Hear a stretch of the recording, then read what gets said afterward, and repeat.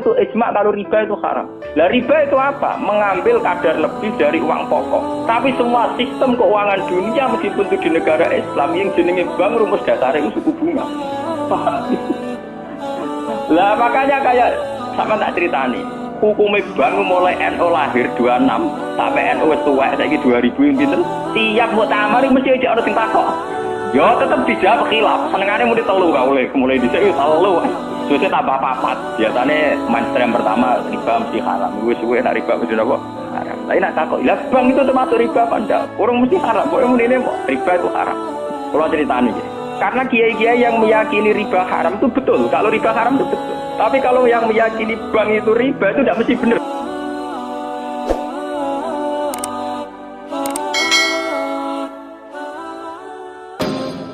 Ini kimun kula niati saking dalam kepen ngaji masalah ulul amri ya. Ini rungono tenan. Terus kowe sampean waca ya, artinya sudah saya baca itu. Ini tafsir Munir karangane Syekh Nawawi napa Banten masuk ulama Indonesia sing alim diakui teng Mekah teng Hijaz terutama nggih Syekh Nawawi Banten. Beliau itu gurune Mbah Khalil Bangkalan. Mbah Khalil Bangkalan di murid golongane Mbah Hasyim Asy'ari saterusin. Ya Mbah Hasyim terus dibutuh Gus Dur bareng. Gus Dur malah sanad. Jadi termasuk ulama top tenggene Mekah riyen itu Syekh Nawawi Banten. Sing ngarang tafsir Munir. Ngaten kula terangake. Hampir menjadi mainstream kalau kayak gubernur, kayak bupati, kayak lurah. Itu rata-rata legitimasinya secara syariat itu dianggap ulil apa? Amri ya. Dalam konteks NU mungkin itu PBNU, dalam konteks Muhammadiyah mungkin PP Muhammadiyah. Lah ana urusane ngaji ngene iki ulil amri aku ngongkon rugen luwih sederhana, luwih apa? Yang jelas melihat asbabun nuzul. Itu kental sekali bahwa sebetulnya masalah itu tidak keluar dari disiplin militer. Kalau balik malam. Melihat asbabun nuzul, awal mula ayat ini turun itu tentang disiplin apa? Militer. Karena dalam teori perang itu 1 detik, 2 detik pasukan internal itu konflik bisa kelibas semua. Sehingga dalam sistem perang atau sistem komando tidak ada ruang ijtihad, tidak ada ruang polemik, tidak ada ruang beda pendapat. Kalau dalam suasana normal, orang boleh beristihad bagaimana Indonesia yang terbaik, bagaimana umat Islam terbaik. Ada yang bermadzhab harus pribumisasi Islam misalnya. Ono sing berpendapat kudu jelas al-farqu bainal haqqi apa? Hak mana batil. Kalau baleni mana ini. Ayat ini secara nuzul itu jelas-jelas tentang konteks perang. Kita tahu dalam teori militerisme, dalam teori militer, teori perang tidak ada ruang diskusi, nggak ada ruang dialek, juga tidak ada ruang ijtihad. Semua harus tunduk pada perintah komandan. Sehingga orang sekali Ammar bin Yasir, orang sekali Abu Bakar bin Siddiq. Ketika Nabi suatu saat mimpin, Khalid, kamu komandan. Itu sahabat yang kaliber kayak Abu Bakar sekalipun, itu tidak berani bantah. Meskipun atas nama kesalehan, Khalid bin Walid itu tidak apa-apa dibanding sinten Abu Bakar. Tapi karena ini sistem perang, di mana keputusan harus final dan harus cepat, kalau tidak terbunuh, itu harus tunduk. Jadi tidak bisa ada ruang istihad lagi, karena ini sudah di medan apa? Perang, harus seragam. Ya sama, teori militer mulai zaman dulu sampai sekarang sama, harus seragam, satu komandan, satu instruksi. Nah, kalau demikian halnya, maka fantasi-fantasi kita, nih, sering dengarnya kita, ulul amri itu lurah, bupati, gubernur. Itu salah besar kalau melihat asbabun nuzul ini. Dan itu yang pertama, kaul yang diyakini Syekh Nawawi sinten Banten. Makanya di sini beliau bilang, apa itu? Awal-awalnya itu qala Sa'id bin Jubair nazara hadil ayat fi haqqi Abdullah bin Hadza Asahmi terus fana zalat hadil ayat fakhina idzin fal murad bihim umara'us saraya. Tapi lucunya pendapat ini tidak populer di Indonesia. Paham ya? Tidak apa? Padahal ning kene tabire sorry fal murad bihim umara'us saraya. Yang harus kita tundui tidak boleh ijtihad lagi adalah umara'us saraya, komandan perang. Karena harus satu instruksi, satu garis. Sekarang kita coba latihan istihad. Kalau kita latihan istihad dalam kondisi normal, tentu guru dengan murid saja bisa beda. Tidak boleh kita langsung tunduk sama guru dalam hal kondisi normal, dalam hal istihad. Orang tahu semua kalau Imam Malik itu gurunya Imam Syafi'i, tapi Imam Syafi'i punya mazhab sendiri yang tidak sepersis mazhabnya sinten Malik. Orang tahu semua Hambali itu muridnya Syafi'i, tapi Imam Ahmad punya mazhab yang tidak sepersis mazhabnya Syafi'i. Bahkan dalam Islam jelas-jelas ada aturan main manis ada fa'asoba falahu ajron wa in akhto'a falahu ajrun wahid. Orang yang istihad kok benar dia punya 2 pahala, kalau salah hanya 1 pahala. Karena pasti kita dengan guru kita dengan orang tua kita dengan panutan kita pasti ada kias ma'al farik. Kita masih bisa pembeda. Padahal sahnya kias ma'al jamek. Mesti kita ini dengan guru kita ma'al farik. Misalnya Mustafa bin Irwa, tak ngiyai kok Gus Bae mulang kitab. Sing ape ngaji sapa? Paham? Misalnya kowe niru di tamu kok badhe nyati pandhe gelang. Kowe ramai ra payu di tamu, meneh sampe kuwereng. Malah ora payu. Paham ya? Padahal itu guru kita. Paham ya? Banyak. Kenapa kita harus beda dengan guru? Bukan karena melawan, konteksnya beda. Misalnya istiqomahnya kiai tentu mulang santri. Kita tidak punya santri, duwene tonggo. Paham ya? Iku wae tonggo sing kita kalah sejarahnya. Tahu diutang, tahu buroe. Bareng ngono kita modho dadi kiai mantan buroe wong ra salat, bingung to lek ndak wae. Paham ya? Bagaimana mungkin kondisi sosial kita yang begini, apa kiai PD kalau kiai-kiai sing sanak turune napa? Iya. Paham. Akhirnya kita tetap diam-diam punya format sendiri. Nah, makanya bagaimana mungkin ulul amri itu ditafsiri kalau harus seragam di luar konteks militer tentu salah besar. Malah Imam Nawawi memiliki dawuh bahwa ayat ini sebetulnya turun dalam konteks napa? Militer. Gini ku umaraus saroya. Tapi tragisnya pendapat ini tidak populer di Indonesia. Mulai tiap lurah, bupati sampai SBY, tiap kiai yang mimpin ormas itu mengklaim kalau beliau itu adalah apa? Ulil amri. Dan kita harus taat, harus tunduk. Paham ya?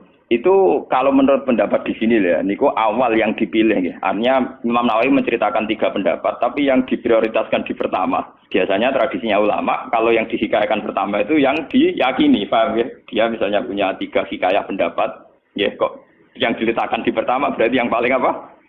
Diyakini. Itu biasanya tradisinya ulama kultural. Paham ya? Terus pendapat kedua, qala ba'duhum ta'atullah wa rasulihi wajibatun qat'an. Sudah jelas ya kalau taat Allah Rasul pasti wajib. Sekarang kalaupun ulul amri itu adalah penguasa atau ulama atau guru atau orang tua, itu dalam keputusan Islam yang ijma.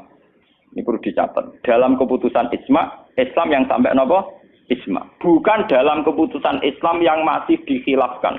Dan tidak banyak masalah Islam yang ijma. Perlu dicatat. Tidak banyak masalah Islam yang diijma. Misalnya sholat zuhur. Paling yang diijma ulama itu hanya bentuknya yang 4 rakaat. Variasi sendakepe mbok. Paham ya? Ndak kok si tangan mbok ning isole udel apa ning igo sing jare ilang mergo dicolong Adam keluar igo dikane sinten? Awak mindol ilai harus ditutupi nak sendake mbok hadis kondi ku yo pirang-pirang. Paham ya? Oh, nek salate wong Pakistan ngeten kenceng. Wong Nabi nate dawuh nang salat sendake yo diseneni. Maksudnya tanganan beno kaya biasane. Dadi ngeten. Paham. Wong ana hadis nek cara riyen guru kula nate crita. Nak salate wong Turki apike jajasan dasinan. Kejare Nabi, kowe nak salat kudu ala ahsani hayatikum, pada baju terbaik kalian. Sarung identik mbek wong nganggur. Paham ya? Berarti kena sholat sarungan, berarti sowan pangeran dengan pakaian pengangguran. Paham ya? Mereka sarung itu gue kemulan, gue nyolong pelem. Paham ya? Gue tambah dadu. Makanya orang Turki itu meyakini sholat yang baik itu pakai baju kehormatan. Iku sing gue sowan presiden gubernur. Dulu teng Mesir, tenggene Turki. Wong sholat mesti dadinan celananan. Paham ya? Karena Nabi hanya pakai aturan umum ala ahsani napa? Hayatikum. Sehingga pernah ada ulama hadis besar di Al-Azhar itu khutbah dia dasinan tidak pakai peci. Ditanya itu tidak pakaian mainstream yang di Mesir ulama Mesir. Dia bilang ini ahsani hayatikum, ini keadaan terbaik saya. Paham? Jadi kalau pakai ukuran itu tentu kita sholat pakai sarung identik dengan pakaian istirahat. Kemulan. Menan awang kota yang biasa celananan nganggo sarung bedak ning jeding, bedak ning kamar napa? Mandi. Tentu itu pelecehan. Nganggo teori ini. Dan itu banyak ulama yang anti, betul banyak. Kalau sampean di Turki, di Pakistan, di daerah-daerah yang meyakini itu pakaian pengangguran, itu kriminal betul. Karena siarnya begitu, nggih, tradisi siarnya begitu.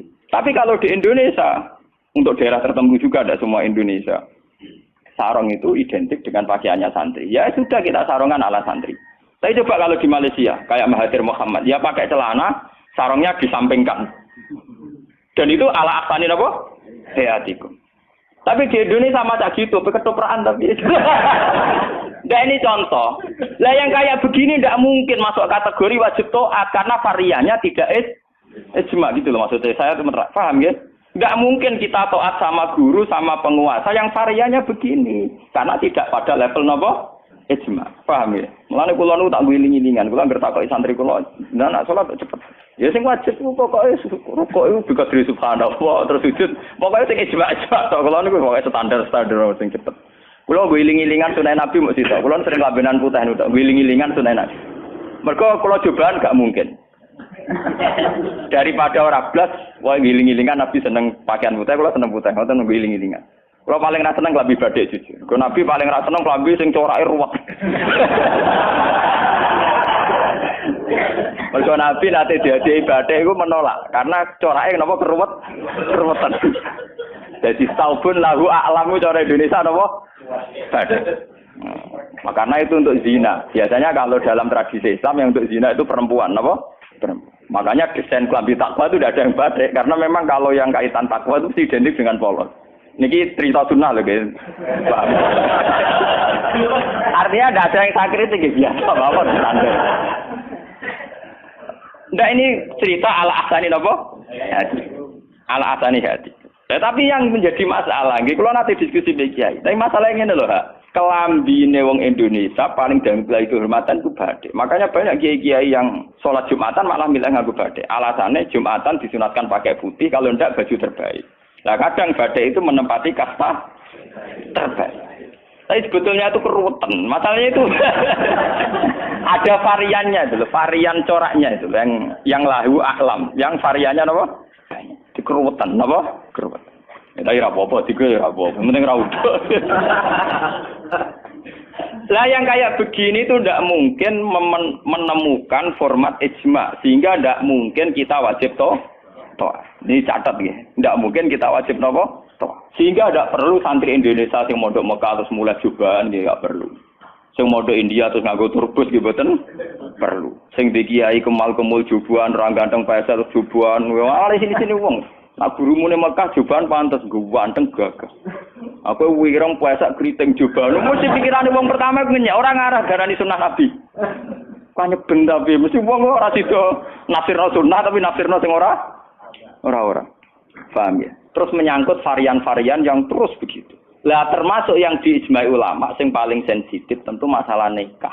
Itu mulai dulu sampai sekarang kita harus syukur sama pemerintahan Indonesia. Delala kersane Allah diputuskan sepihak. Sebetulnya sepihak loh, saya ulang-ulang sepihak. Format nikah di Indonesia ngikuti mazhab Syafi'i, yaitu harus ada wali atau pengganti wali dan dua saksi. Itu berkah betul bagi Indonesia. Delala mulai pemerintahan Belanda. Karena zaman Belanda sendiri itu urusan nikah, tolak, waris sama wakaf itu juga sudah diserahkan ulama-ulama Islam itu mulai zaman Belanda sampai sekarang. Karena nikah itu yang ila darajatil ijma itu hanya berapa? Jika ada varian-varian mazhab kayak Dawud Az-Zahiri, di Syiah sendiri ada mut'ah. Terus di Indonesia sendiri saatnya ngomong sing wis ra kuat ngebet terus akhirnya nganggo khilah-khilah mut'ah. Dasar ngajine Dawud Az-Zahiri itu khilah-khilah dhewe. Termasuk riyen nate ana kiai terkenal gegere ra karuan perkara mut'ah ambek janda populer. Itu memang repot. Tapi apapun repotnya itu tidak boleh divonis zina. Apapun repotnya. Sampai jangan pernah menvonis itu zina. Ya kalau tidak cocok. Tapi jangan pernah menvonis itu zina. Karena aturan main dalam vonis, dalam sanksi itu ngendikane Nabi idra'ul hududat bisyubuhat. Fa innal imama la ayyukhti afil afwi khairun min ayyukhti afil uqubah. Coba cari jalan terbaik yang paling bisa ditahmilkan, bisa dimumungkan. Karena seorang imam salah dalam mengampuni itu masih baik daripada salah dalam membuat hukuman. Salah nyepuro itu cek bener. Wes salah tangkap itu ngeri, paham ya? Nak salah nyepuro orang arah masalah. Kula balen. Jadi kalau masalah-masalah sing ila darajatil ijma, tentu ulama wajib diikuti. Dan menyangkut sholat yang ila darajatil ijma itu bisa dihitung. Paling itu tadi bentuk subuh 2 rakaat itu ijma. Kunute wis ora ijma. Kunute pun mboten apa? Ijma. Bismillah mboten ijma. Sampeyan sholat nang Masjid Mekah ning Haram ora ngarang wong maca napa? Bismillah. Jare wong Syafi'i ta ora maca bismillah. Ketua KPIH itu pinter oleh ngerayu jamaah. Iku maca lon-lon. Kok karo mati speaker ana lon-lon. Mereka ngomong sapi sing fanatik kita kok tenan, sah napa boten Gus? Wong Fatihah kok boten maca napa? Bismillah. Itu kata kabeh iku maca tapi apa? Garanti speaker rasa ana ayo kru. Lah jamaah ya goblok nggih pun nak ngoten. Dari dulu kalau bismillah itu memang masalah. Nggih, mulai riyen memang napa? Masalah. Yang kalau kayak gitu itu tidak ila darajatil ijma. Lalu wonten cerita ulama Wahabi ketemu ulama Sunni. Zamane Sunni nang Indonesia iku NU. Kita koi. Bismillah iku ayatun min kulli suratin utawa ora. Dari ulama NU ya ayatun min kulli suratin. Ya mesti kiyak tau NU. Ditakoki wong Wahabi. Kowe nak nulis kul wa ahad iku mulai angka 1 ayat 1 ku apa? Ya kul wa ahad le iya nak mulai ayat ya tulis mulai bismillah. Ora ana tulisan Quran bismillah ditulis ayat itu. Mesti kul wa ahad 1, Allahu somad 2. Wong dhewe ora termak, engko barani ayat iku piye? Wong dhewe nulis iku mulai napa? Mulai kul wa napa? Ah. Tapi ulama Wahabi kalah sitok ning Fatihah. Khusus Fatihah itu sebetulnya dalam ini ulama Wahabi itu pasti salah. Khusus Fatihah itu memang mulai dulunya dulu zaman ulama ahli hadis. Khusus Fatihah itu bismillah ayatun minha. Ya, ayatun minal Fatihah. Makanya Qur'annya Wahabi sekalipun itu untuk Fatihah bismillah itu sudah punya angka apa? 1. Khusus Fatihah loh ya. Nah, kira tau neliti, menyerah tau paham. Mulai tuilik ngapal Al-Qur'an nganti laris semakne ora paham. Oh, ora bakat seneng ilmu. Khusus bismillah di Fatihah itu sudah ditulis angka 1. Karena dulunya dulu khusus Fatihah memang bismillah itu ayatun minha. Paham ya? Tapi di selain Fatihah jelas enggak sampean lihat. Di semua Quran seluruh dunia. Mesti bismillahirrahmanirrahim tanpa ada tulisan ayat. Baru kul a'udzu birabbil falaq ada 1. Paham ya?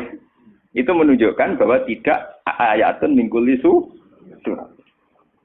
Makanya sampean kalau punya Quran Arab Saudi ya, kalau sudah baca ya, ganti surat ya paling mandek sebentar, ya langsung sabbi isma rabbikal a'la nanti ganti surat ya walaili idza yasa nanti ganti la tuwadduha atau apa pokoknya dia tidak berhenti tidak baca apa? Bismillah. Tapi api pemerintahane Wahabi ora apik. Bae ngono lah nak nyetak Quran standar dunia tetep ono bismillah itu. Paham? Mbok dirapahi piye pokoke walhasil niku dekne tetep nulis napa? Bismillah. Jadi cocok pokoknya sementing ditulis lumayan. Paham nggih?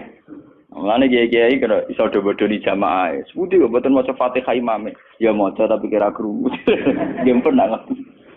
Wah ya. Paham? Tapi itu baik. Yang kayak begini itu tidak darajatil ijma dan kita boleh balelo, nggih boleh napa? Balelo. Ya sama seperti konteks tarawih.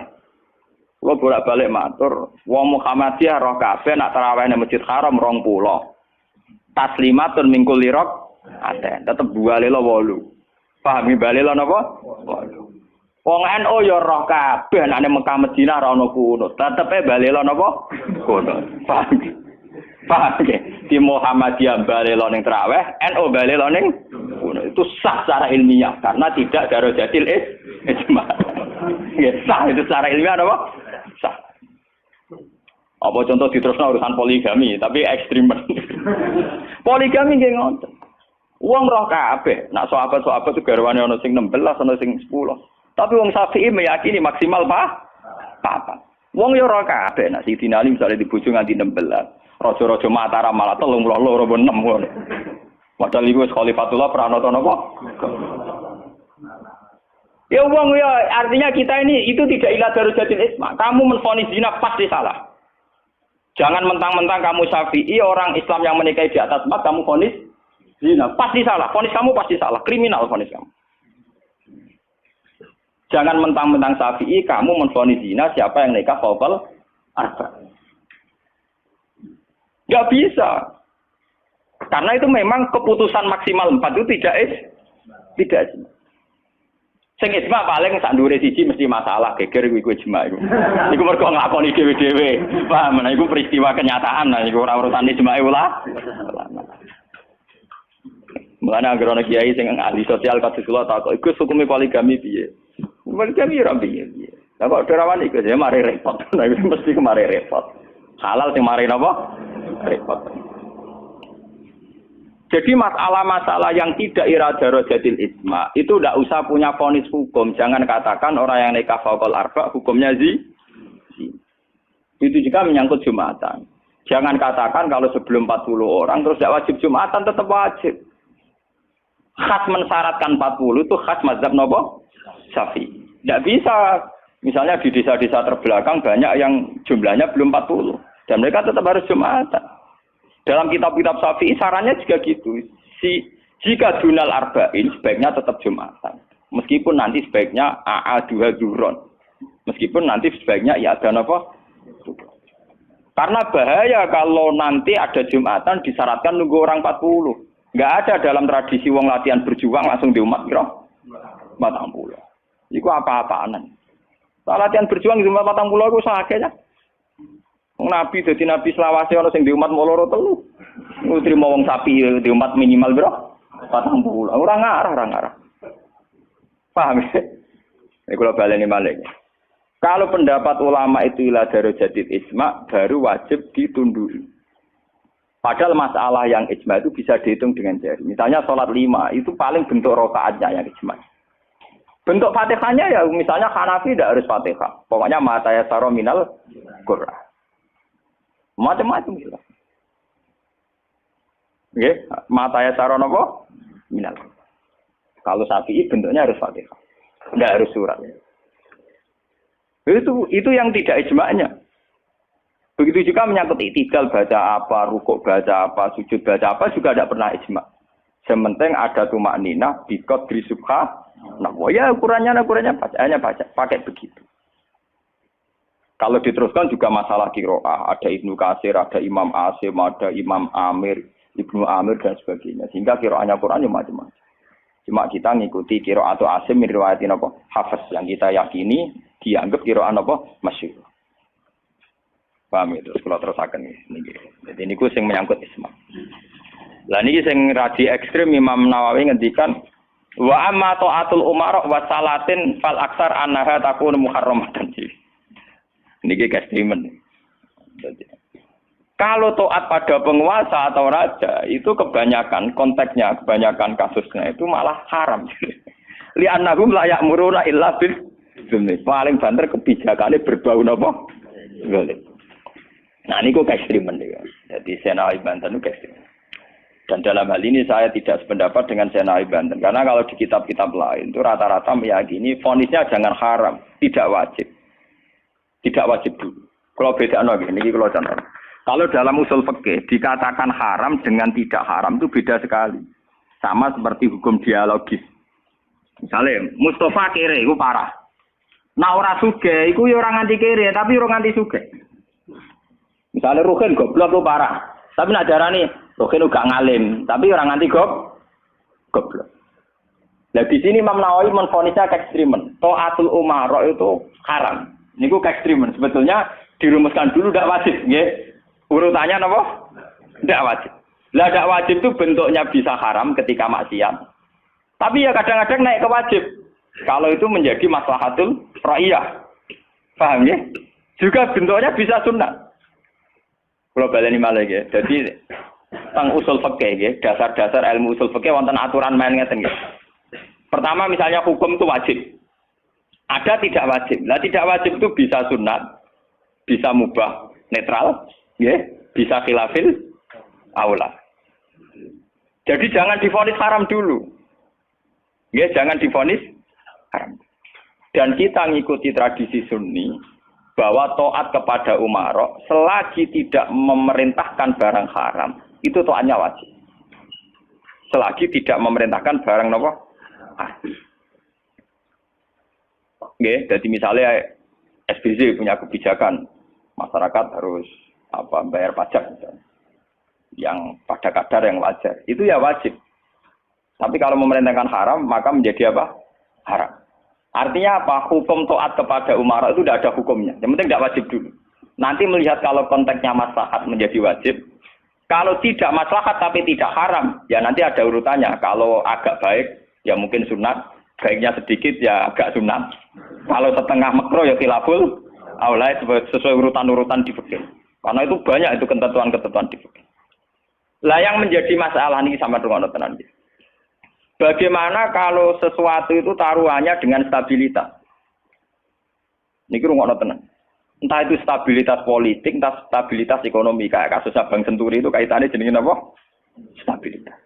Niku paling ngeri dalam semua tradisi kekhulafaan dulu.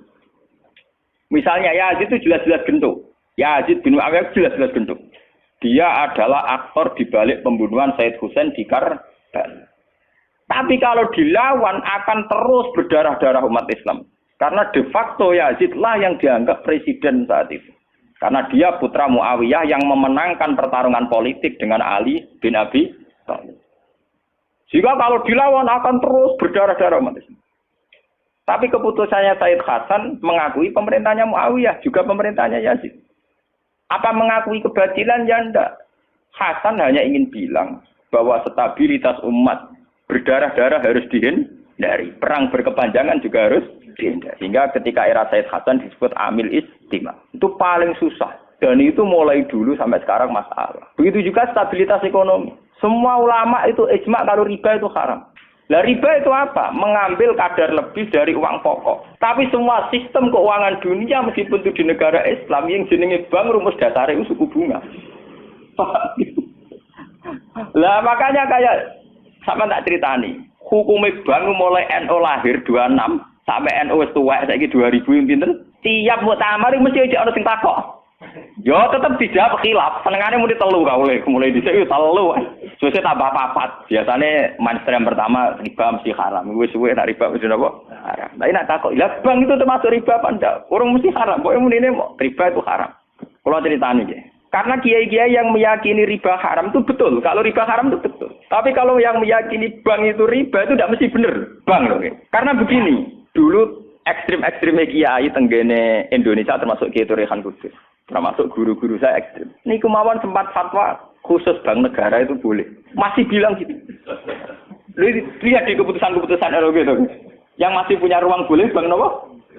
Bank negara. Alasannya dalam sistem moneter modern tidak bisa menghindari yang namanya bank. Meskipun rumus bank tentu suku bunga atau melibatkan bunga. Tapi yang boleh itu kadarnya kayak apa? Tentu ad-daruratu muqaddaratun biqadriha. Ada aturan sesuatu yang nggak bisa dihindari. Misalnya kasus deflasi atau mengalami pengurangan nilai tukar. Misalnya begini. Tidak mungkin kan orang yang punya uang tahun 82 juta. Yang saat itu adol sapi gede. Orang nabung di bank 2 juta tahun 80. Tentu 2 juta itu jual sapi besar. Regane rong. Kan nggak mungkin 2010 sing sapi disepakati rego 8 juta. Tetap dibayar rong. Paham ya? Masa yang kayak itu termasuk riba? Toh tidak keluar dari Rasul Mal. Rasul Mal dulu 2 juta kan aslinya sapi itu. Bagaimana mungkin kamu katakan itu keluar Rasul Mal? Rasul Mal sapi regane 2 juta tahun 80. Saiki sapi tahun 2010 mesti regane misalnya 10. Paham ya? Lah nek 8 juta mbok anggap riba. Lho Rasul Mal kok sapi? Sapi nek saiki regane 10 juta. Lha iku sing dadi masalah ulama. Makanya dulu ketika Rektor Al-Azhar sing jenenge Muhammad Saltut, kenapa Saltut itu populer di dunia akademik? Mergo dekne tahu kontroversi mengatakan jika riba itu ada juz'un yasirun yang menutup angka penyusutan uang, maka itu belum sampai kategori apa?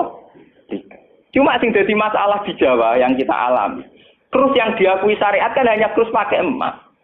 Sementara krus wong desa pakai sapi, mergo ora duwe emas. Misalnya begini, ini pengalaman saya nggih. Kulo nu sering nangani konflik tangga-tangga masalah ngoten. Misale adike mantu, cara kuno rak diutangi kakake. Mbah Gus pokoke riyen kula utangi pedhet. Pas niku payu 400.000. Tahun 80. Saiki tukarane wis ra rukun tahun 2010 kiyaine wis aku. Mbah Gus pokoke riyen kula utangi sapi pedhet. Lah iya dhisik mau 400.000 saiki tak tor 400.000 dari sing utang oleh dolim. Anak saya saiki tok pitik telu.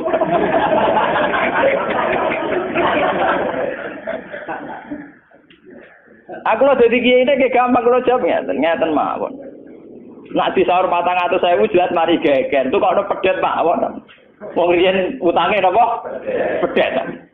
Sampeyan yo goblok. Terus orang nganggo emas nganggo pedhet, ngene pedhet ya saya tuku pedhet. Enggak, engko aku ngukumi wajib nganggo krus pedhet wis rupa dhuwit mesti geger. Wah, dhisik kok pedhet yo sahur napa? Sekarang tetangga saya itu banyak yang haji. Itu gara-gara krusnya sapi. Dulu mbah saya itu namanya Mbah Sidik. Itu haji ku entek sapi 16.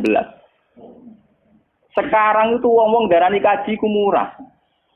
Dulu keluarga saya haji kula menangi gek cilik, keluarga kula haji mau bayar 7 juta. Terus menangi malih haji 14 juta. Pas bapak kula haji 2003 niku 23 napa juta. Tapi wong desa muni darani haji saiki sepakat murah. Mergo nak nganggo sapi. Mergo dhisik sapi entek sapi 16. Saiki 30 juta lah entek sapi 4. Dadi wong desa nak darani haji saiki luwih murah timbang dhisik. Artinya apa? Rupiah yang melonjak itu tidak ada pengaruhnya dalam kursi wong desa. Mergo dhisik 7 juta entek sapi 6, saiki 30 juta entek sapi 4. Bagaimana Anda bisa menvonis riba dalam konteks-konteks serwet ini ekonomi ini? Paham ya? Mesti wong ra paham nak wong fikih ngukumi riba iku sak perampangan. Ya mau mikir maksudnya ra paham. Paham ya? Kulo ki nate dibantah mbek Kiai. Lah nak ngoten nak jenenge riba. Sama nak diutang aku malah saiki iso nyaur, mesti riba. Wong diutang, Pak. Wong diutang saiki iso nyaur mesti kudu riba. Nek ora riba ra iso nyaur. Lah contone piye, Gus? Lah misale sampean diutang aku 10 tik. Saiki golek duit 10 kangelan sih sahur Rp100 riba lho kok mending. Iya toh, misalnya orang dulu punya pecahan Rp10, diutang Rp10. Saiki ruhe nyaure piye? Golek pecahan terkecil saiki Rp100. Nyusui ra iso lho. Wong pecahane 80 ya ora ono. Apa riba itu misalnya? Paham ya? Kalau riba itu persis nilai intrinsik, nilai nominal uang, tentu masalah. Tentu napa? Berarti uang diutang 10 sen atau Rp10 kudu disaur 10. Golek ini ning ndi? Paham ya? Nah ora susah barang riba lu nyusui duit Rp100, golek Rp10, 80 nggih. Piye carane? Malah dadi ulama gelem mikir. Paham? Lah yang kayak begini ini masalahnya itu repot. Kalau sudah menyangkut stabilitas, entah itu politik, entah ekonomi, pasti itu repot. Kasus-kasus ini, kasus Bank Senturi, kasus masalah intelijen itu kalau pertimbangannya stabilitas politik ada intelijen, stabilitas ekonomi ada permainan bank, kudu ono LPS, ono KKS, buah ono bulat. Podo untuk stabilitas kiai yang ono antar kiai rapati ngalim kudu dilindungi, ku ono ya kiai. Ya karena semua itu demi stabilitas. Dari aku ditakoki wong, cara jenengan Ki Mustofa nis putih sak jawab ya wong apik. Tapi kok nate ngeten-ngeten ya wong tahu salah tapi tetep wong apik. Iku demi stabilitas.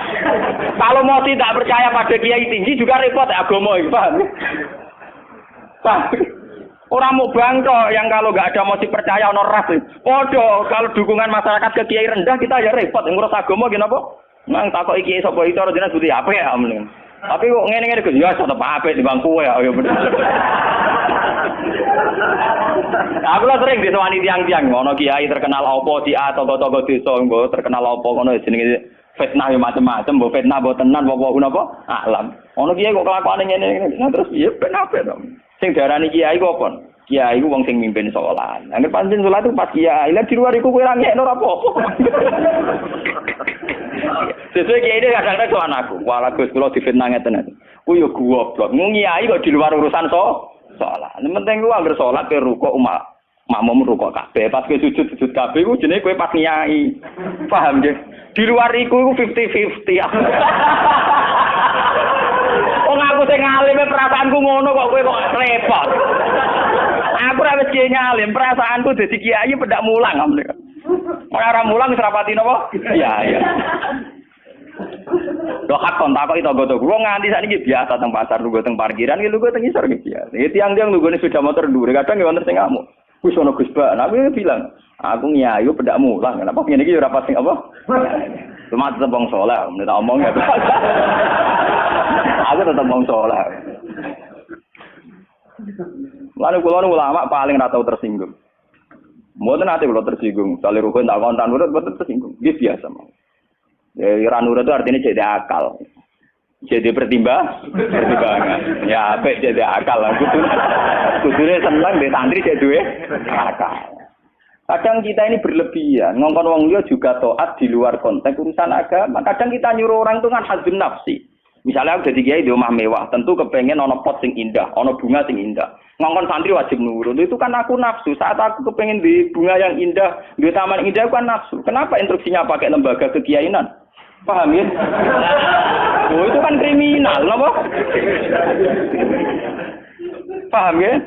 Kecuali misalnya Ruhin ngaji ngantuk, anggap kriminal bener dalam konteks agama kok itu kriminal. Paham ya? Tapi nak Ruhin tak konoto tamanku dia ngantuk itu sah, karena saya sendiri ketika kepengen taman itu ana khazun nafsi. Itu harus dibedakan. Lane kanca tanggaku sing kiai lha ya kowe ngiyai sakjane bedak salat ae. Iki kowe pas kiai.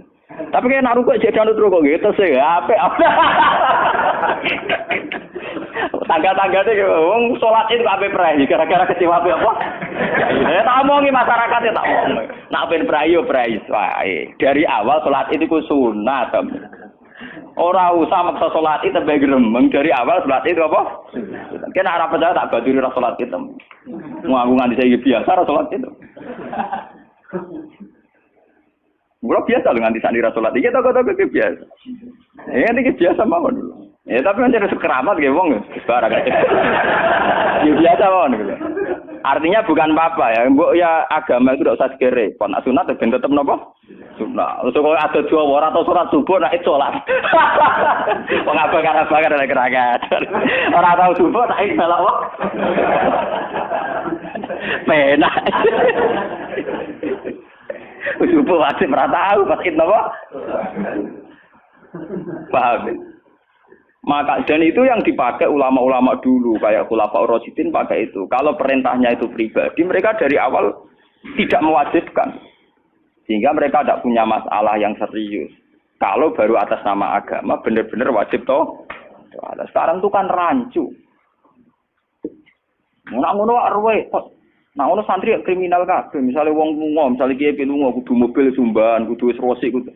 Itu kan bagaimanapun ada khazun nafsi. Ya kita ngongkon santri ya ngongkon, ben cung mobil ubah resi. Tapi kita tahu kalau itu pada unsur khazun nafsi. Nak rodok ngantuk sithik-sithik mbek anggap yo keben. Paham ya? Kecuali kita ngongkon salat, mbek anggap kita marahi yang suan pangeran jangan. Harus kita bedakan mana perintah kita yang masih berbau nafsu, yang mana benar-benar orisinil faktor agama. Faktor apa? Agama. Dan itu yang dipraktikkan Rasulullah. In udhiya ya'fu wa la yu'aqib wa in khusima yasmut wa la yujah. Nabi kalau disakiti secara pribadi mudah dia memaafkan. Beliau mudah memaafkan. Tapi wa idza du'a haqqullah, kalau haqqullah yang sudah diterlantarkan itu beliau baru tersinggung. Nah, sekarang kan sudah campur aduk. Hadun nafsi digawa lembaga-lembaga napa? Maka tak kandhani kudu nurut. Partaiku. Ya PKB atau P3.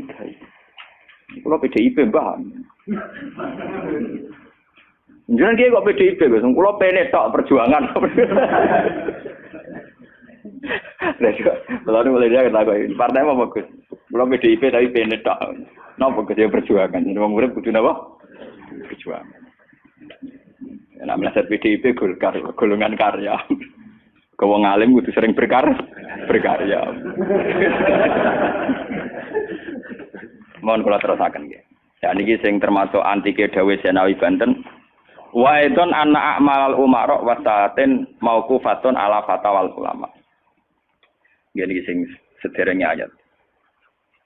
Harusnya kebijakan-kebijakan penguasa atau raja itu mauqufatun ala fatawal ulama, ala fatawid ulama, fatwa-fatwi. Raja atau penguasa itu kalau punya keputusan itu harus ikut pada garisnya ulama. Nah, kalau bolak-balik matur. Sekarang yang merupakan garis ulama dalam konteks bernegara itu apa? Ini kalau ngomong sensitif ya. Yang kaitannya ulama dengan negara dalam konteks negara yang kayak Bhinneka Tunggal Ika itu apa? Itu pancen repot. Misalnya begini. Kita punya Ambon, punya Maluku, kita punya NTT. Ketika dipaksakan dulu piagam Jakarta yang memaksakan syariat Islam, tentu mereka akan menantang keluar dari Indonesia, NTT dan apa? Ambon, Irian Jaya misalnya. Yang kayak begitu itu tidak fatwanya ulama, itu sudah masalah bernegara. Mari kalau nanti tanggal kiai cara jenengan sebut ikus. Misalnya Indonesia memaksakan penerapan syariat Islam. Syariat Islam yang mana? Kalau syariat Islam formal mungkin kita akan mengatakan sebaiknya diterapkan syariat Islam. Tapi termasuk syariat Islam adalah menjaga peluang dakwah. Ini catat. Dan saya siap ketemu Allah dengan pendapat ini. Bukan berarti saya terus pluralisme atau pakai teori-teori modern, enggak. Saya pakai teori ulama. Saya tidak pakai teori modern. Catat ini, saya tidak pakai teori modern, pakai teorinya ulama. Termasuk syariat adalah menjaga peluang dakwah. Bayangkan kalau dipaksakan syariat Islam, kemudian NTT keluar dari Indonesia, Ambon. Kemungkinan kita dakwah di Ambon malah tidak ada. Juga kemungkinan Islamisasi di NTT malah tidak ada, karena sudah keluar dari Indonesia. Paham ya? Mulai dulu wali songo ambek maling ya apik. Ambek tukang zina ya apik. Ambek tukang gaduh ya apik. Itu bukan berarti mereka tidak bisa membedakan hak dan batil. Dengan diapii masih ada peluang komunikasi. Dan dengan ada peluang komunikasi, ada peluang dakwah, ada peluang pembenaran. Sama. Dengan utuhnya NKRI NTT bagian dari Indonesia, iso Kiai Rapayu kok rugen buak rono NTT. Ben dadi ya. Lho kanca kula ning pondok dhisik ra kanggo ini ran jaya kiai provinsi lah. Wingi sowan kula ngajak pangdam kula. Ya Allah Gus kula munggo ning sarang Kiai RT ora payu ning kono kiai provinsi. Lho wingi sowan kula niku sowan numpak sahabat bareng sinten? Pangdam. Saniki mun gawe yayasan nggih sekolah tinggi lah. Jadi rektor kayak gitu. Wadah buta huruf ora roh. Wong sak urip-uripe ngaji mbek kula roh tenan bodorane roh tenan. Saya bakatane mbek napa? Pangdam. Mergo ketika ada kerusuhan di sana, mesti tokoh agama diundang Pangdam. Dan ini termasuk mewakili tokoh provinsi levelnya napa?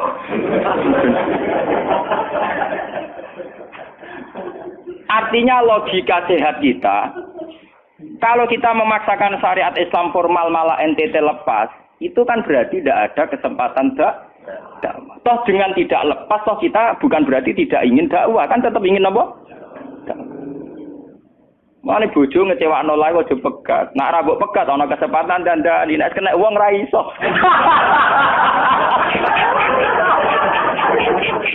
Tapi tak takdir ra apa. Ya sama. Semua sejarah Wali Songo itu sama orang nakal kan ndak apa-apa. Sampeyan delok biografi Ki Khudori Tegalrejo, dhisik terkenal yo kancanan bajingan. Bajingane tunduk mergo sungkan ramahe.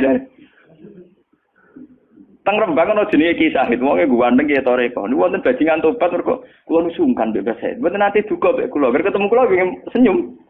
Niku sungkan senyume nganti tobat. Artinya apa? Saat kita ekstrim atas nama hak dan batil malah lari.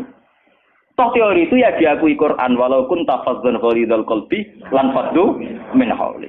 Toh teori itu juga tidak jauh-jauh dari aturan Islam. Meskipun kita juga punya teori yang lain, karena ini tidak selamanya berjalan lancar. Kadang gue kancanan nakal ya belok nakal tenan. Kancanan nonde ya katut tenan. Selingkuh tenan. Sebab itu ya ben ekstrem yo keben. Nyatanya pribumisasi kadang ya katut tenan. Wong Gus kancanan nakal kadang tinakali ora anut Gus, kadang Guse katut sing nakal. Malah jadi rocker. Dari sisi pertama Jawa dibeli Guse sing melok nyanyi. Ora kok sing grup band malah wiridan malah. Artinya kan metode apapun kan enggak semuanya jalan lancar, tapi kita atas nama manhaj, metode, kita seluas mungkin punya wacana nggih, terus kita punya banyak pilih. Ini disebut istilahul a'immah tetap nomor rahmah. Makanya yang kamu maksud dengan syariat Islam itu apa? Kalau sering bilang, yaitu misalnya ditetapkan undang-undang ini. Setiap syariat Islam, kenapa kita ngemis ke negara, nunggu diundangkan? Kapan kita mandiri sebagai ulama kalau setiap syariat Islam nunggu diundang? Sebelum diundangkan negara, kita sama ulama selalu dakwah ilallah. Misalnya sebelum ada badan narkoba, urip-uripe kiai mesti anti narkoba. Sebelum ada undang-undang misalnya tentang kawin, perkawinan, urip-uripe kiai nak kawin mesti goleki wali. Nah ana tanggane kawin mesti goleki syahid, goleki napa? Wali. Kenapa setiap syariat Islam kita ngemis ke negara? Dulu ketika bubaran Ahmadiyah juga kita ngemis ke negara. Tanpa itu pun kita sebagai ulama tetap anti napa? Ahmadiyah. Lah nek saiki misalnya tokoh Ahmadiyah kalau yang menarik di bangku kowe, lah saiki kowe lomonti mbek kiai kono. Kowe kali-kali nyalahno awake dhewe barang. Ngono nang kalah lomo ngono ae. Bagaimana mungkin kita dakwah nek kiai sunine medhit, kiai non sunni lo? Ketika wong lari ning aliran dari aliran apa ses? Engko Engko kan nang dihisab pangeran iku mlayu perkara kowe medhit ora perkara apa-apa, ora lara. Paham ya? Ini masalah. Makanya kalau baleni malih ya. Syariat Islam itu komplit, termasuk aturan hak dan batil, tapi juga aturan dakwah. Makanya kalau terima kasih ya, sama ulama-ulama sekarang itu sekarang ada rumus, ada fiqhul ahkam, fikih yang menentukan hukum ini haram, ini halal, ini mubah, ini khilafil aula. Tapi juga ada fiqhud dakwah, di mana dalam sebuah proses diperlukan satu toleransi, jenis apa fiqhud dakwah. Dan itu penting kita kaji. Karena dalam sejarah Makkiyah juga begitu, dalam sejarah apa Makkiyah. Ketika periode Mekah, zina itu tidak pernah halal. Kamu catat, zina itu tidak pernah halal. Maling juga tidak pernah halal. Tapi ada periode 13 tahun di mana Nabi tidak sering ngomong haramnya zina, juga tidak ada hukuman bagi pezina. Artinya apa? Tidak mendesak untuk membicarakan urusan zina, urusan maling. Karena yang mendesak saat itu urusan tauhid. Misalnya kamu dakwah di NTT. Tentu yang penting umat diajak ke logika bahwa tauhid itu lebih benar ketimbang trinitas. Ya hanya begitu saja. Kamu tidak mungkin langsung masuk ke urusan zina, maling, gento dan sebagainya. At-tadrij fi sunnah, proses dalam sunnah. Itu juga penting. Ini tahapan-tahapan dalam proses dakwah. Lah fatwa ulama termasuk fatwa yang begini-begini ini. Makanya dalam semua sejarah wali ini catat, mesti ana ulama formal, ana ulama sing ora formal. Dhisik ana ulama sing pro syariat kayak Sunan Kudus. Woi, selawase ra cocok bisa nang Kalijogo. Kok Kalijogo pokoke wong Islam wis bener, mulane penggemar wong Yogyakarta. Termasuk ora usah salat dari salate Mbak Kali. Atine wis salat. Wala kan boyo lali salat 3 klaten Jogja mbok kono. Sunan Kudus kafir cara dene. Selawase ra cocok. Ya tapi bagaimanapun, bagaimana mendakwai orang Islam kawasan Jogja, Klaten, Solo, golongane Tingkir, kalau tidak model Kalijogo. Nyatane ya tetep saiki Islam pirang-pirang, sing salat ya wis akeh. Paham ya? Itu dulu masalah betul. Sunan Kudus kiai fikih. Bahkan kula untuk cerita nggih dari lisan ke lisan dari para kiai. Sunan Kalijogo selawase tukaran terus mbek Sunan Ainul Yakin. Ke sisi tok ape gawe dakwah nganggo macan tengul. Napa jenenge? Wayang napa? Tengul. Wayang tengul lak bentuke fisik wong, koyo patung. Haram. Kuman swara sorotan udziba kok kon ngekek nyawa barang jero iki kuno kan ngono. Akhirnya tukaran. Kalijogo sadar iku metode efektif. Walhasil akhirnya disuwarno kiai sepuh zaman iku Sunan Kudus, Sunan Ampel, terus ditenoni ya saiki sedengan wayang kulit. Mergo wong gepeng ora urip. Ya tetep ana wayang tapi kulit. Artine iku ya gepeng ku artine kan gak urip. Ana ora urip iku kan ora perlu kon ngekeki nyo, iku setengah-tengah. Lah Sunan Kalijogo muni syahadat kan iku lemah. Munine sekaten. Muni kalimat syahadat lho moh, muni kalimat sodo. Saking jawanisasi napa bae dene yakin putih ku sunat ya nganggone ireng terus. Kabeh foto wali songo putih kecuali Kalijogo. Dari TKB wonten napa? Kusumo. Yang tangga kula, bapak kula Tuban nang Kalijogo Tuban. Wong kula nate diburu tiang-tiang gara-gara terkenale bapak kula di warisan Kabionto Kusumo. Saiki warise kula nu tamune kathah. Golek kabine sinten Sunan? Zaman kula enak mun tak dol lah go ngopi ya.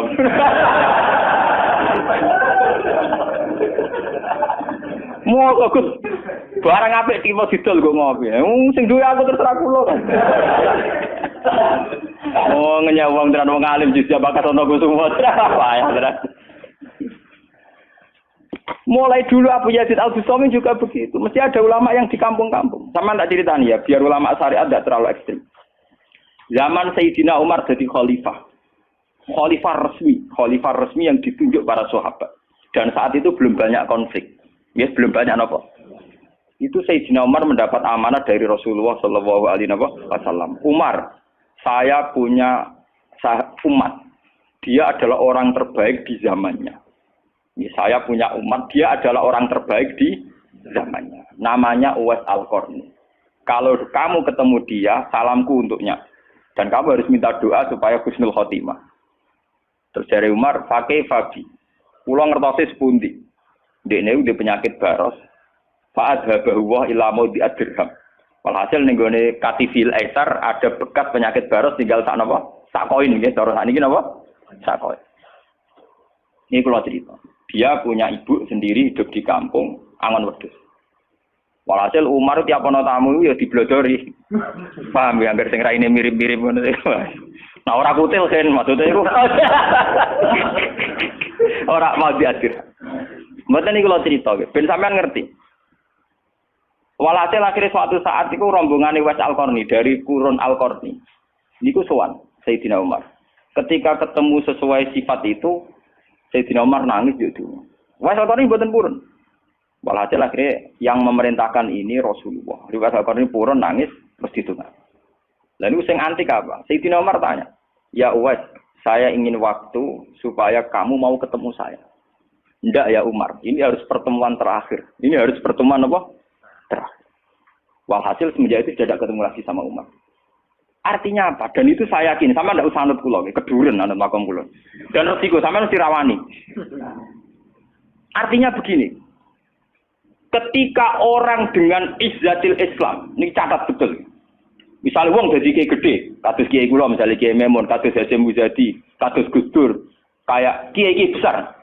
Jangan-jangan nikmatnya jadi kiai besar oleh umat loh, oleh umat tidak oleh mereka ya, jangan salah paham. Oleh umat ditafsirkan wajar dong mereka senang jadi kiai, dia mobil mewah, dia duit akeh, pengaruhnya gede. Misalnya Habib Lutfi, orang-orang yang punya pengaruh, Ki Hamid Pasuruan umat. Artinya apa? Mereka, aku yakin mereka orang-orang soleh yang bisa nikmati keberhadiran Allah Subhanahu. Tapi umat tetap membaca mereka, bagaimanapun ada fasilitas. Umar sebagai khalifah punya pengaruh, punya uang, punya otoritas. Bagaimana dengan fakta bahwa Islam juga mengajarkan orang hanya nyaman hanya satu, dengan Allah, dengan kebenaran. Tapi dengan percontohan orang-orang kayak Uwais Al-Qarni, maka Islam utuh. Ada penjaga syariat kayak Sayyidina Umar, Habib Lutfi, Kiai Memun, Ki Hamid Pasuruan. Orang-orang jadi sentral, cara teori sosial jadi mercusu. Tapi ada orang-orang yang menunjukkan bahwa dia bisa bahagia hanya dengan kebenaran. Paham ya? Akhirnya umat kan enak. Lho kados kula nu ngrasakno tenan. Kula nu nganti saiki rong tau jeneng imam masjid. Padahal imam itu sungkan. Kula nggih mboten nate pidato. Kula nggih iso ya sing pasar be anak kula dhewean mboten ngajak pengawal. Saya tunjukkan kepada umat bahwa ajaran Islam yang sebenar yang bisa membahagiakan adalah senang pangeran titik. Dan kewajiban dasar dalam Islam wong kon rumah anak. Soal pengaruh aku, loh saya ngomong ini jujur loh. Saya punya pengaruh kalau ngaji ya ngaji saya banyak. Tapi saya tahu betul yang kewajiban pada saya yang hakiki hanyalah saya pada anak saya. Awaladin soleh. Kau nolak hadis bakas santri. Rabbi habli miladunka dzurriatan thayyibah ora ono tulaban. Ora ono ning Quran hadis bakas santri. Ketok tangan ngono. Paham ya? Artinya apa? Kalau santri-santri punya cita-cita kayak kiainya, ngasih dongo, itu kan terbayang kiai yang mulia, kiai yang dapat suanan banyak, kiai yang dijujuki wong akeh. Itu bahaya sekali, kok nak mulai ada di ngono mutung. Perempal-perempul. Aku ngalim lah ora ana kiai, ora dadi kiai.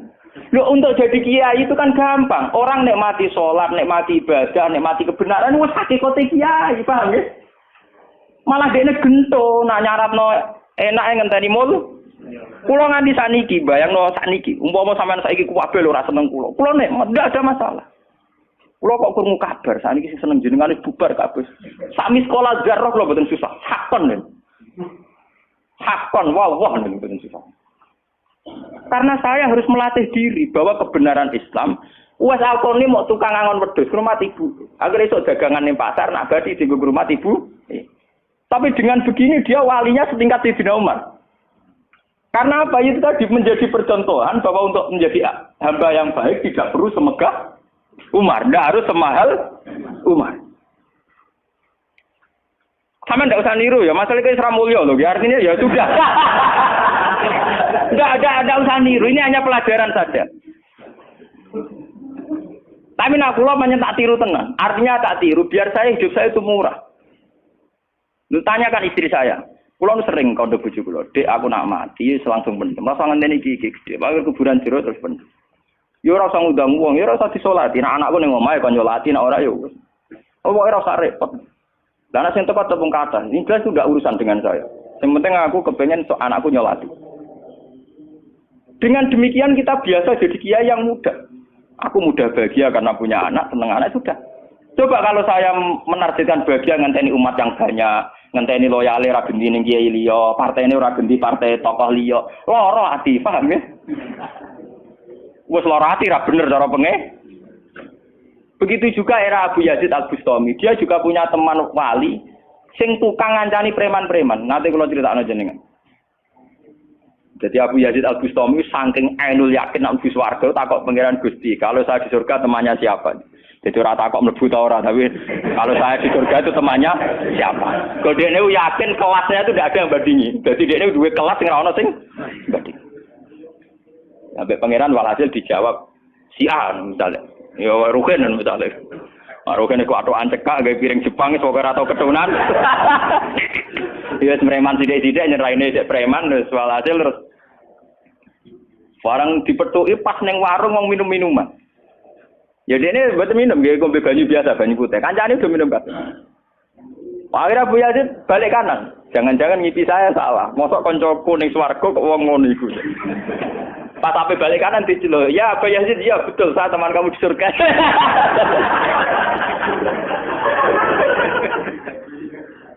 Akhirnya tak kok ya. Saya kowe iku walim kelas atas, kok kelakuan ngono. Kula ngancani wong minum-minum niku dalam proses dakwahi mereka. Iku separuh wis tak tobat. Sing separuh tugasnya jenengan mriyang.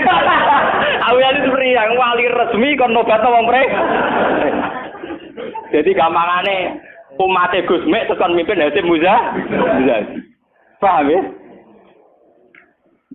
Wabu ya terus ngetokno wali ini. Iya.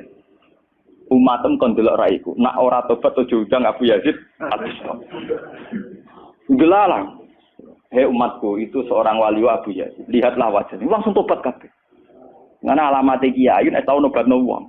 Ana kiai kok ora tau nobatno wong, ora ana wong sing tobat krana wajahe ta suarane ora pati kiai. Paham nggih? Ora pati napa? Iya. Tugase kiai nobatno wong ora ana sing tobat malah kepelayon. Iku ora pati napa? Iya. Contoh lagi bahwa orang soleh itu tidak harus berkecimpung mimpin itu cerita terbesar adalah Nabi Musa dan Nabi Khidir. Nabi Musa itu dengan segala reputasi, revolusi mengalahkan Fir'aun, menyelamatkan Bani Israel dari cengkeraman Fir'aun. Tapi ketika Nabi Musa merasa orang terbaik, saat dia khutbah ditanya siapa orang terbaik, ya Musa saya. Sama Allah diingatkan sama Nabi Khidir. Itu hanya orang sendiri di tengah laut. Artinya apa? Untuk orang menjadi soleh harus punya pengaruh kan? Tapi Khidir dewean. Tapi saiki wong kejangkitan penyakit. Kiai sukses wis mempengaruhi akeh, jamaah akeh, nak wiridan akeh, istighosahan. Lan kula nu tak latih tenan. Kula nggo gak ditedir ngalim mboten purun, mulang ngeten-ngeten. Saking nak sing mulang ra kula ketoke malah keliru. Kaya misale sing Jadi itu saja masalah. Ya misale sing motor rujuk era karu-karuan.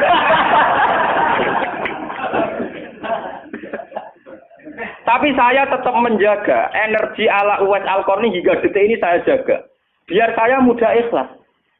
Islam itu gampang. Dengan kita tidak mentargetkan pengaruh, maka mudah syukur. Kalau ngerasakno tenan.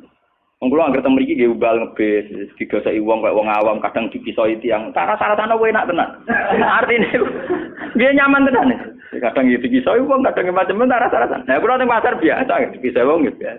Dia kadang ngertos, sesuai ngerti, nah iku putrane bapak. Wonge jes pura kula biasa. Nang kula boten biasa, boten apa-apa. Nggih biasa.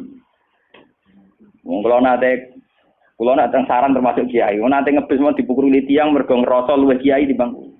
Anak kula teng pondok saran ngalim ngeten-ngeten. Padahal kula niku gurune batin. Wah, maten kuat. Wah.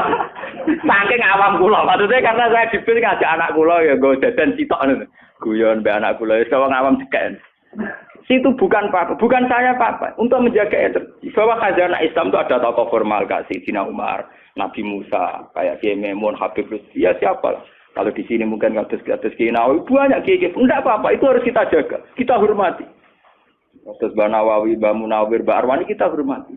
Tapi jangan lupa kiai-kiai humul ini juga menjaga stabilitas agama. Dan itu di Wali Songo dicontohkan anane Sunan Muryo. Sunan Muryo itu satu-satunya sunan yang mau kumpul uang, milih kuburan ya dhuwur gunung angel ra karuan. Artinya kita ini harus kaya sekali dengan khazanah-khazanah perilakunya para orang-orang Tapi kenapa kamu milih soleh-soleh sing duwe akeh? Jangan-jangan kowe wis kriminal, paham? Wong aku sing alim ora milih soleh sing ngono kok kowe ora ngalim kok milih soleh sing duwe akeh pengaruhe. Lan kula nu sakniki nu sumpeng kan, urip kula wis final. Kula nganggep urip kula pun final. Mana dari bojo kula kok tidak kula mati. Kula menganggap urip kula final. Artinya saya itu sudah nganggap Islam itu final. Umpama aku Islam itu kelebihannya kan gitu. Umpama dhewean ya nyaman, kumpul wong ya nyaman, tengah-tengah ya napa? Nyaman. Mulane dari hikam ketika mendidik Humul. Bagaimana saya butuh orang saat saya lahir juga sendiri. Engko aku ketemu pangeran dihisab ya sendiri. Engko ning jero kuburan ya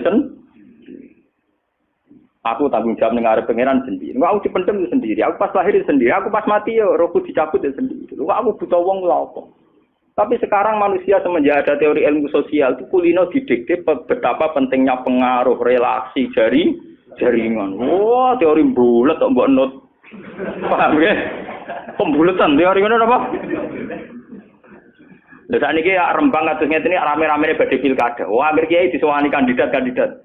Lah niku kandidat kula niku entuk bocoran. Paling sumpek nek absen jenengan. Wis kabeh kandidat takok toko-toko arang-arang kasil. Padahal cara kula disowani nggih purun, tapi kita tahu kula luwih nikmat tak dolaran mbek anak kula. Kita kandhani asisten. Ya ora apa-apa rene, tapi aku ora janji ketemu. Pokoke pas dolaran mbek anak tak dhisikno anak. Muga cara Quran niku bupati mbek anak iku dibakati hubungane wong tuwa mbek napa? Mbok kowe bupati dolan apa tau dolan mbek anak tak menang anakku. Ana lho kudu ora aneh pancen ngono cara Quran dibakas wae anak. Ning Quran dibakas kewajibane wong tuwa mbek napa? Anak la tudara walidatum biwaladiha wala mauludulahu biwaladi. Engko nek wis mati zaman tabnu adam ing kota amaluhu. Engko termasuk ya awaladin salihin. Nabi-nabi susahe Rabbi habli miladunka dzurriatan thayyibah. Ora, iku ilmu-ilmu kiai-kiai anyar sing nuruti nafsu, ana pentinge relasi, jaringan macam-macam. Ya memang penting, habli minanas itu penting, tapi sepenting-pentingnya itu masih penting sing fardhu ain, rupane malah kadang ngamuk anak. Aku ning jowo dihormati, kuwi anakku malah ora hormat aku. Lah manjen nyai ning jowo mek anake ora tau nyai kok. Paham ya? Ambek tamu ramah anak disentak. Dolen. Paham ya napa doh? Dolen. Mesti wae anake ora pasti taat. Wong anake sering disentak demi wong li. Wis kali-kali wong liya disentak demi anake. Bareng anak era hormat jero aku ning titi dihormati malah anakku dhewe ra salah iki. Lho kula nganti sakniki sore anak kula tak jak-jak nganti sakniki. Bukan apa kula. Kula kepengin niru tradisi wong saleh-saleh dhisik. Nabi Musa, sinten Uwais Al-Qarni mendapat kehormatan gitu perkara ngrumat ibu. Kanjeng Nabi sering cerita, ana wali sing nak sowan wong ditolak iku dadi wali mau perkara ngrumat anake jare Kanjeng Nabi. Mane ngendikane Kanjeng Nabi ana wong kerja ning pasar adol kayu kok mulai nggo nafkahi anake bojone iku hakon ala Allah untuk mencintai dia. Dan ternyata kewaliane Uwais Al-Qarni sing model humul, model tertutup setingkat kewaliane Sayyidina Umar. Nabi Khidir sing tanpa pengaruh muamen wiridan ning pinggir laut dianggap setara mbek Nabi Musa sing tahu revolusi, tahu prestasi ngusir Firaun, nenggelamno nyatane derajate dipadakno Nabi. Artinya begini loh, jangan-jangan kita mengidolakan ulama besar itu bukan karena keulamaannya alimnya enggak, tapi karena kebesaran. Buktinya saat kita mulai orang jadi kiai mutung. Padahal untuk jadi kiai itu gampang. Kowe nek ejek salat subuh, ora selingkuh, ora domino, ora togel iku ya kiai. Sing darani kiai sapa? Sing darani wali ala inna auliya Allahi la khaufun alaihim wa lahum yahzanun. Ya mu alladzina amanu wa kanu yattaqun. Ora ana tarife wali kiai. Alladzina lahum tulab sing duwe santri. Alladzina lahum talabah sing duwe murid ora. Lan kula jenenge nyai ning sampean wis kiai. Mulai sakniki anggere sampean wis salat subuh ya 2 rakaat. Zuhur ya 4 rakaat. Pokoke sing wis kaya ijma' ulama, sampean kudu yakin nek wis kiai. Anggap ae koyo Uwais Al-Qarni mbek Nabi Khidir. Utawa kancane sinten Abu Yazid Al-Bustami. Ini penting kalau aturakan karena tren sekarang mengukur kiai sukses dia itu dipengaruh. Itu keliru besar. Tidak ada itu dalam tradisi ulama wali. Sama tak cerita nih, zaman Kiai Hamid Pasuruan terkenal wali, pulau tahu banyak tentang beliau karena gurunya bapak saya, sepupunya mbah saya. Mbah saya itu punya bapak namanya Mbak Idris, itu adiknya Mbak Abdullah, abahnya Mbak Hamid Pasuruan. Jadi saya tahu banyak cerita beliau. Beliau kan orang Lasem, masih misanan kalian Mbah. Niku nggih hormat sama wali-wali kumul. Zaman itu beliau masih hormat jenenge Gus Ud Sidoarjo. Juga hormat jenenge Mbah Muhammadun Pondowan Padi. Artinya wali-wali populer sebetulnya yang hormat sekali sama wali-wali kumul enggak terkenal. Tapi kita kan mesti milih yang terkenal saja. Paham ya? Padahal wali-wali yang terkenal itu hormatnya bukan main sama wali-wali yang Sinten sing aran I'anatul Thalibin Sayyid Zaini Dahlan. Niku gurune sing aran sinten? Gurune sing aran I'anatul Thalibin. I'anatul Thalibin dikarang Sayyid Abi Bakar sinten? Syafi'i. Niku muridé Sayyid Zaini Dahlan. Nggih, muridé sinten? Sayyid Zaini. Iku dhe kanca wali ning pasar Bakul Kerabu. Iku angger Jumat ditiliki. Ya guyon. Suwe-suwe santrine gak trimo. Santri kaya Mustofa ora gak trimo. Wong alime ngono kok dijak guyon mbek bakul napa? Kerabu. Moga Jumat ditiliki. Sayyid Zaini sing rono. Dene takok. Wong ngoten jangan tidak itu. Iku kancaku wae. Wong sing ilmune banding aku ya wong iku. Mikir murid. Ya iku Jumat berikutnya ditiliki meneh wis ra ono. Mau sempat misoi Sayyid Zaini. Kowe nyianati aku. Harusnya ketika ada orang wakil. Imam Syafi'i gitu. Imam Syafi'i itu orang alim kaliber. Dia itu kalau ijtihad hukum kok belum dikomunikasikan dengan Saiban Ar-Ra'i itu belum mantap. Imam Syafi'i itu mujtahid hukum, tapi kalau dia ragu, itu ngenteni kancane jenis Saiban Ar-Ra'i itu kang angon wedhus ning desa. Woi nek dikomunikasekno niku mantep. Dan itu mungkin setiap zaman mesti mungkin. Lah kula nu ngalami. Kula kan sering teng pasar. Ana mobil mau mandek. Ya hormati kula nggih biasa pakai sugem. Lah cara wong sing ra ro nek kula numpak dokar, cara ora ro kan wong numpak dokar dihormati wong numpak mobil. Tapi perasaan numpak mobil kan tetep ngakoni kula wong alim. Kula nu nate badhe teng pertelon iki kisah nyata. Nggih teng pertelon badhe bugal ngenteni mobil. Ya ana sing roh nak kula, Gus ana sing ra roh walhasil. Wonten mobil kiai gede mandek wonten kula. Mboten sareng kula, Gus. Ya wong jangkat. Itu mungkin dan itu menjaga peradaban sehingga yang besar tidak angkuh mergo ana kiai-kiai sing humul. Cuma kula niku humule ra pati sukses. Mari sing muncul-muncul niku mari ra jelas iki bareng. Itu bagus itu untuk menjaga energi syukur. Biar orang itu syukur jadi kiai tidak gantung pengaruhnya banyak. Nggak gantung punya santri banyak. Tapi nyaman jadi kiai karena ngugemi kebenaran. Meyakini apa? Kebenaran. Dan itu penting kalau aturaken. Lalu kula nganti saat ini kepengen ngoten. Cuma arah sukses. Artinya kayak kula nanti ditetir tebdi murid. Jadi pengaruh dulu mas kula mbek tamu ya rapati hormat. Kula mbek wong ya rada angel petuane. Tapi untuk takdir kayak kata kula untuk takdir. Sebenarnya itu tidak pilihan saya. Artinya tidak pilihan. Tapi ini perlu kula aturaken biar khazanah-khazanah Islam sing teng NTT teng Ambon itu masih. Kula nate diceritani Kiai Maimun. Zaman Khalifah Harun Ar-Rasyid niku setiap begundal dibuat teng fak-fak. Teng Irian apa? Jaya. Sama seperti Inggris, orang-orang nakal dibuat teng Australia. Niku nak dirunut dia ada misi dakwahnya. Ternyata dari Irian itu turunan Arab tuh banyak. Sehingga ada Islam teng Irian nanti tok Timur Leste. Yang dulu masih Timur. Malahnya PM Timur dia namanya Mar'in apa? Al-Qatiri ini wak turunan apa? Arab.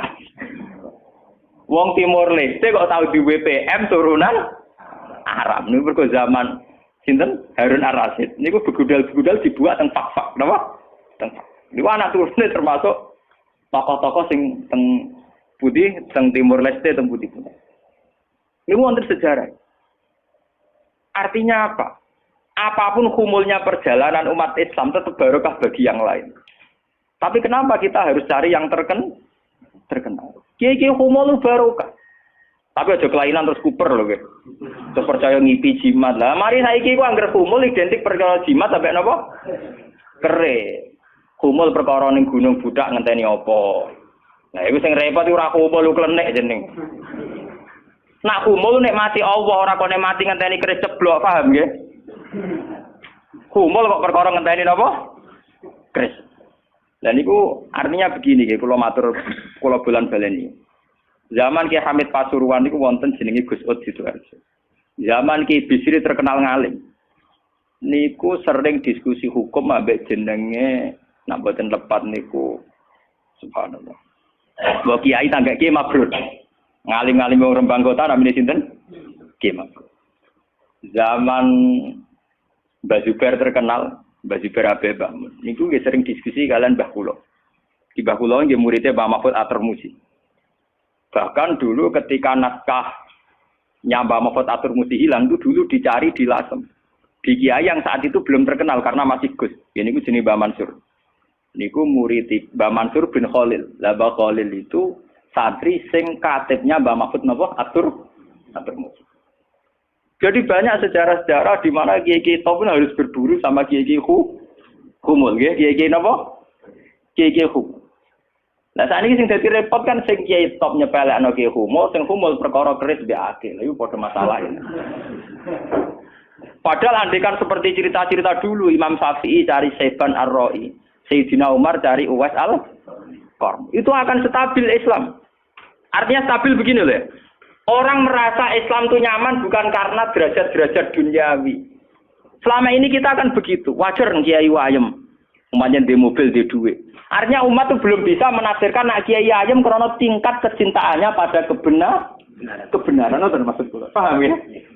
Tapi dengan ada kiai yang tidak terkenal, dirapati di duit, kok tetap nyaman. Berarti kan bukti tingkat kenyamanannya dia faktor kebenaran. Dan dua kubu ini harus ada terus, paham ya? Untuk menjaga kestabilan Islam. Dan dalam semua sejarah itu ada. Kulo punya datanya. Lu Abu Hanifah terkenal lu nembil gara-gara murid-muridnya. Abu Hanifah terkenal rumah kamu koyo Imam Syafi'i boten. Dekne iku tukang kain ning pasar. Ku bedino ya dul kain. Adekne wong alim. Angger wong rono jebule ra tuku kain, perkara takok hukum. Angger wong debat ra perkara nyang-nyangan, bantah-bantahan ambek sing takok. Terus saya terkenal wong alim diadol kae. Akhirnya populer. Dadi dekne ku terkenal keulamaan niku kok toko kain. Akhirnya diabadekno saiki anjene bakal kain ngoten mawon. Ya ana ulama terkenal liwat jalur toko napa? Sesuk tokone bangkrut mergo wong rono takok hukum. Niku sinten? Abu Hanifah. Saniki mboten rapati ngalim ngetokno kiyaine. Kula niku bertahun-tahun di kanca sing ora kula ngalim nggih kathah. Sane yo getun mergo anak kula wong alim. Lah kaya kula wis repot kadung ngonangan niku repot. Muga-muga kaya roken humul. Mun kula terusaken nggih. Dadi wau nggih dadi fatwa ulama yang tidak ijma itu tidak harus diikuti. Wal ulama fil haqiqah umar fa ula